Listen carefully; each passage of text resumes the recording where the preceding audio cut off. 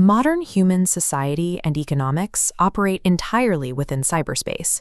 The moment we connected vital systems to digital networks, we fused physical infrastructure, like power grids and financial markets, with an invisible, ubiquitous vulnerability surface. This integration created a severe structural imbalance.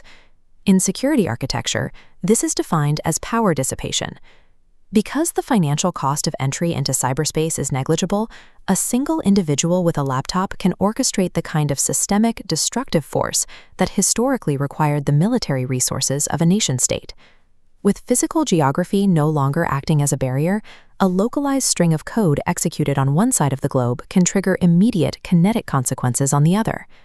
Before we can architect a network to defend against these strikes, we have to classify the incoming threat based on the actor's intent and the legal threshold they cross. The first tier is cybercrime. These operations are executed by non-governmental attackers, motivated strictly by financial gain or localized disruption, exploiting networks without geopolitical ambitions. The second tier is cyber attack. Here, the threshold elevates to specific political or security-based objectives, aimed at disabling targeted network operations or stealing sensitive state data. The final tier is cyber warfare. These are state-level operations. They are designed to inflict widespread physical destruction and chaos, equivalent to the kinetic effects of traditional armed conflict. These tiers require distinct responses. Law enforcement handles financial theft, while national defense resources counter state-level power grid disruptions. Categorizing these threats allows an organization to align its limited resources with the actual severity of the intrusion, making a rigorous taxonomy the first requirement of any defensive architecture. Regardless of scale, whether it's an isolated financial theft or an assault on a national power grid, every successful cyber intrusion follows a distinct linear kill chain. This diagram maps that anatomy. Intrusions begin with a reconnaissance phase, requiring precise target identification and data collection to find vulnerabilities. Then, the attacker moves down the chain to perform the cyber attack, followed by an investigation to assess the damage. The actor initiating this sequence ultimately dictates the methodology and the tools deployed. This schematic details the distinct sources of cyber threats. State-sponsored forces and terrorist organizations deploy advanced persistent threats, dwelling inside networks for months. In contrast, financially motivated organized hackers or internal dissatisfied employees operate on shorter timelines, exploiting their unrestricted access. The scale, patience, and sophistication of the four-step kill chain are entirely dependent on the specific origin actor executing it.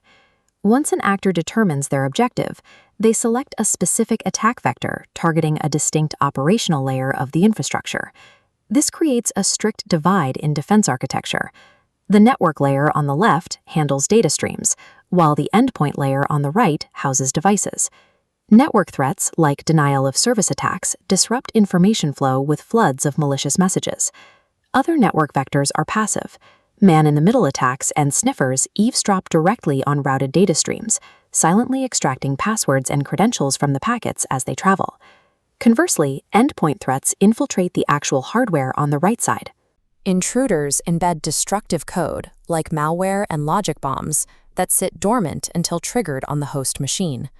Phishing is an endpoint vector that circumvents technical firewalls entirely. It targets the human operator, tricking them into handing over access to bypass the perimeter. Because these distinct vectors target disparate operational layers simultaneously, a single perimeter fence is useless. Defenses must be specifically engineered for the domain they protect.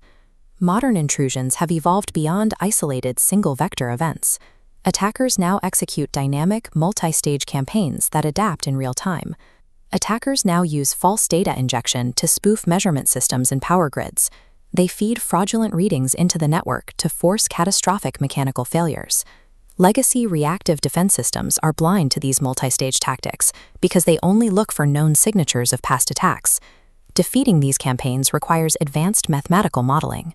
Security operations now deploy hidden Markov models and Bayesian game theory to dynamically predict the attacker's next move and cut off their path before execution.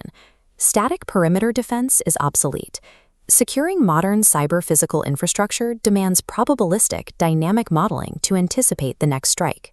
To implement these models, we have to look at the 3 specific ways a digital system can be compromised. This graphic displays the core standard for system security, the CIA triad.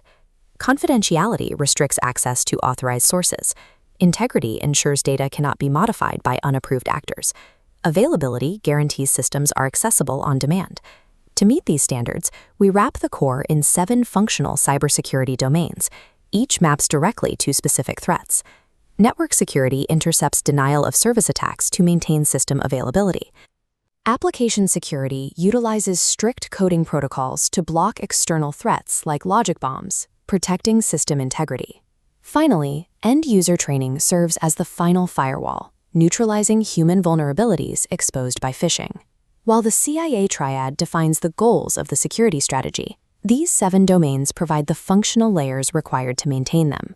We can now synthesize the taxonomy of threat actors, their operational vectors, their targets, and our defense domains into a singular, holistic matrix.